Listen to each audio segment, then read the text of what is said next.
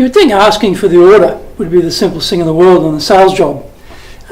Japan, interesting place. Hello, my name is Greg Story. I'm the president of Dale Carnegie Training here in Japan and the best-selling author of Japan Sales Mastery. We're coming to you from the High Performance Center here in Akasaka, Minato-ku, the very business center of Tokyo. This is a series of videos on how to do business in Japan. Today we're talking about getting the order, asking for the order.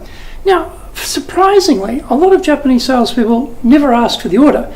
They get to the solution provision stage, and then maybe they get through the objection handling stage, but then they don't actually close it out. They don't directly ask for the order. They leave it rather vague. And so we never get clarity on where we actually stand with this particular deal. It's not that hard. If you think about it, if you've done a good job in the questioning, you know what they're after, your solution matches that, and when you come to present your solution, you're going to go back and also talk about the highlights or the key things that are interesting for them, and you remind them again when you get to the closing point to ask for the order of the things that are going to be the outcomes that they are after and how this is going to be good for them. So you might just ask directly, well, shall we start the business? That's a very simple, not hard sell, direct close. Or you might say something like, well, shall we start in the month of July, or would August be better for you? The answer to either one of those selection choices is yes, we're going ahead. Or it might be a minor point like, when I'm putting together the invoice for this training, do you want it in hard copy or are you okay with electronic copy? Again, it's a minor point, but if you say, well, hard copy is fine, that implies that you accept the invoice, you accept the training, you agree to the deal. So, these simple things, without being very aggressive, hard sell, nothing like that. Now, often in Japan, though, when you ask for the order, people say, we'll have to think about it. Now, very interestingly enough, in American sales training, they go after you when you say that. Well, what do you need to think about? How long will you take? They drive hard on that particular statement. Not going to work in Japan. In Japan, now the reason is that the person you're talking to is probably not the decision maker. And there's probably a whole raft of other people inside that company who also have to be informed and consulted and have to agree to the decision. They have a thing called here ringi seido. You put your chop on the piece of paper, it floats around everybody, and then when all the chops are there, it's an agreement, we're all good, we know what's happening, we're in agreement, we go ahead.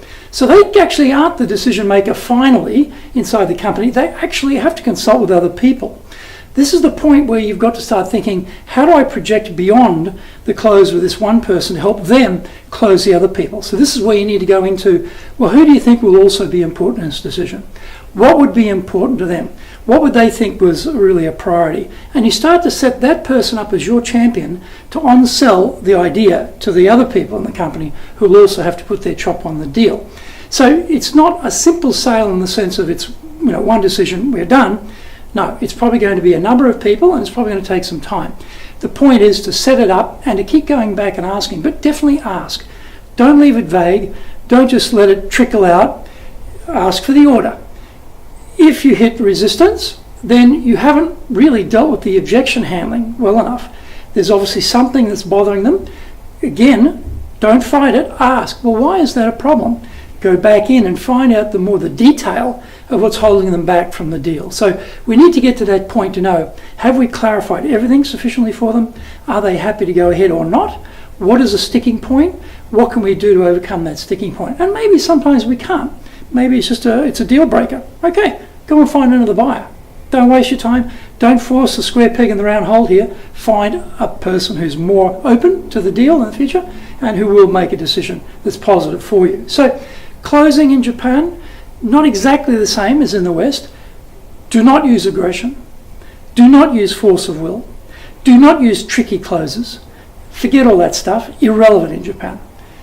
Ask for the order, indirect way, alternative choice, small point, whatever it might be that you use to phrase the close.